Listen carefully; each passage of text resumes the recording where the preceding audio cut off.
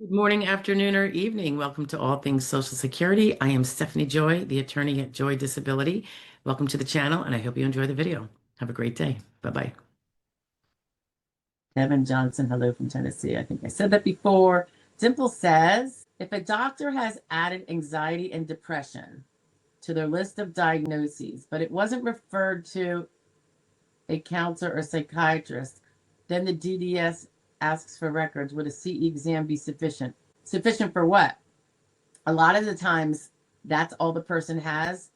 The SSA adjudicator does what he's required to do, which is, well, it's been alleged, they haven't gotten treated, but it might be so. So our duty under the law is to schedule the CE unless there's some reason, like it's so clearly one way or another, but that's not typical. So I heard you. So the CE will be legally sufficient if basically they're giving you an opportunity to have evidence. If the evidence is that you're pretty unimpaired entirely, well, then that's what it's going to say. And then any allegation of, maybe reduced concentration or focus that would maybe interfere with a smart job would now be not able to be gotten because the CE exam was the only evidence. The CE exam by a dude that's paid for by the SSA. And that doesn't mean that they're dishonest, but I'm just saying, that's the only evidence that you have. Well, then you got to take your nuts when they get served to you, because that's all one chose to do. And it's about, remember, they're trying to determine if there would be functional impact from a diagnosis of anxiety or depression.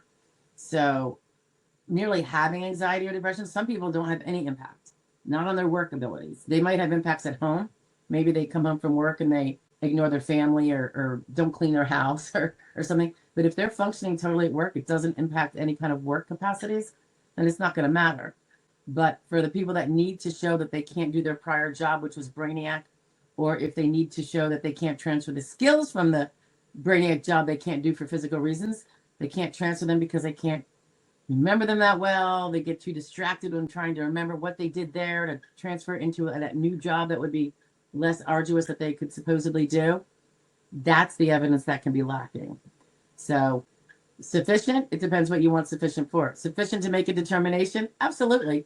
Because they're only going to make it on what's available. And if they're the only ones that helped you get something and you didn't help yourself, and I'm not talking about you, Dimple, I'm just saying generally speaking,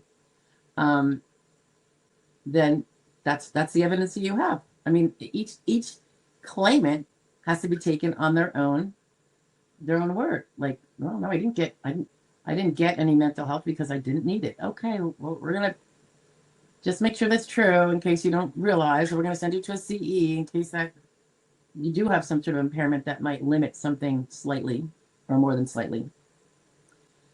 Meaning the SSA would say this, and where the chips fall. If you're a rock star because you really have no impact from it and your brain is just as sharp, fast, and focused as ever, like when you were 20, then it is what it is. If it's not, there's, things you can do to help show that.